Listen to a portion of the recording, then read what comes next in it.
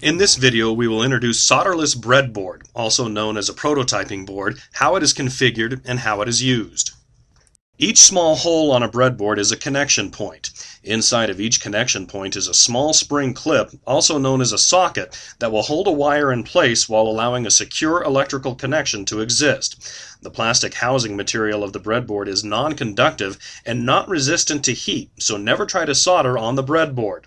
The small sockets that are housed down the hole are electrically conductive.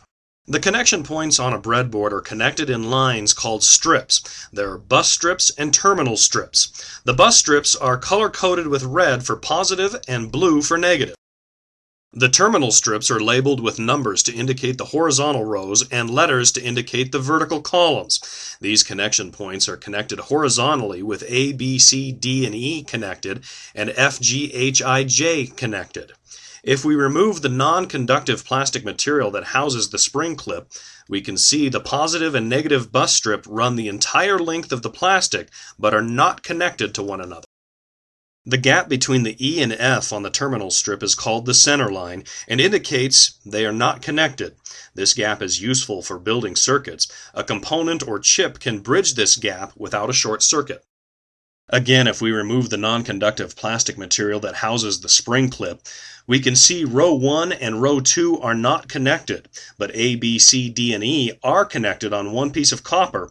F, G, H, I, J are also connected together.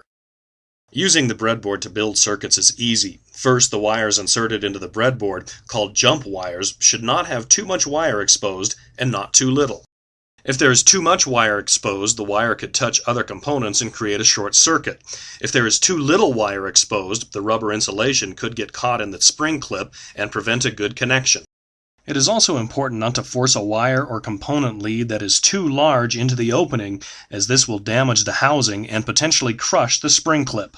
It's very easy to connect the bus strips together so there is electrical conductivity. Simply use jumper wires to connect the power buses together. This can also be done with the ground buses. If needed, the terminal strips of the breadboard can be connected to make a longer component bus. To plug a power supply into your breadboard, first connect the post to the appropriate bus line. Simply unscrew the sheath on the binding post, insert a wire into the hole in the post, then plug that wire into whatever connection point is needed. It's a good idea to connect a positive binding post to the red positive line of a bus line and the ground binding post to the blue negative bus line. Connecting your breadboard to a power supply is as simple as plugging a banana plug into the socket on the top or clipping an alligator clip onto it. When a circuit is being built or changed, the power should be turned off. No connection should be made when power is applied to the breadboard. A simple series circuit can be built on the breadboard by connecting a power supply to the binding post. Then use a jumper wire to bring the power down to the bus strip. The positive bus strip now is electrically connected to the positive power supply input. The same can be done for the negative. Now the resistors can be inserted into the terminal bus strips. Most components have 2 or more leads. These leads should never be inserted into the same terminal strip. That would essentially be a short. The resistors will be electrically connected from the positive bus strip to the negative bus strip.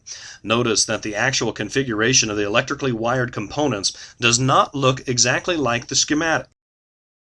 More complex circuits can be built on breadboards, and they're a great tool when building experimental circuits. Just remember how the different strips are electrically connected to each other, and remember good practices to follow for safety and making good electrical connections with components and jumper wires.